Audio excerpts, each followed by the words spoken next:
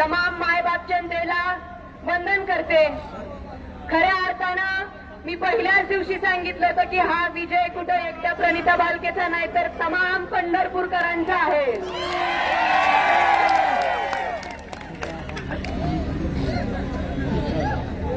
नानांच्या पाठीमागं मला कधी तुम्ही सगळ्यांनी एकटं पडू दिलं नाही आणि खऱ्या अर्थानं हा विजय जो आहे तो स्वाभिमानी पंढरपूरकरांचा आहे।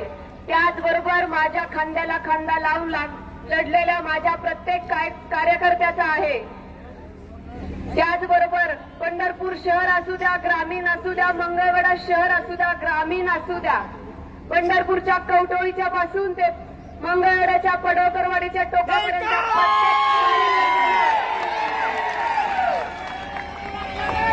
माझ्यासाठी इथं लढा उभारलेला आहे आणि हा जो विजय आहे तो मी सर्व पंढरपूरकर आणि तसंच माझ्यासोबत काम करणाऱ्या तमाम माझ्या कार्यकर्त्यांना समर्पित करते।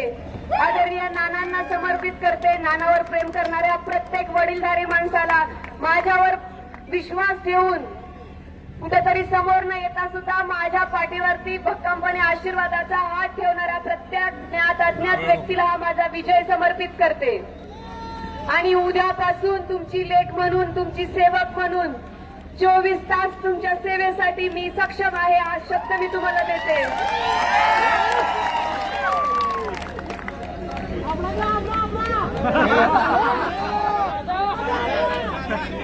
भालके कुटुंबावर तुम्ही जे आम्हाला प्रेमाने आशीर्वाद दिले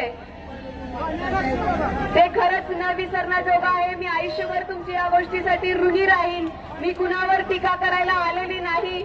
मी अर्ज भरल्याच्या दिवशी पण मी सांगितलं होतं की जे माझ्यासोबत निवडून येतील ते पण माझेच आहेत आणि जे समोरनं निवडून येतील त्यांच्या सोबत राहून पंढरपूरच्या विकासासाठी, तुमच्या सर्वांच्या सेवेसाठी आम्ही तीर्थक्षेत्र विकास आघाडीचे सर्व पदाधिकारी तसेच उमेदवार तुमच्या सेवेसाठी सदैव तत्पर राहू, हा शब्द मी तुम्हाला देते। आणि परत एकदा तुमची लेख म्हणून तुमच्या पदराखाली मला घेतल्याबद्दल मी तुमचे आभार व्यक्त करते।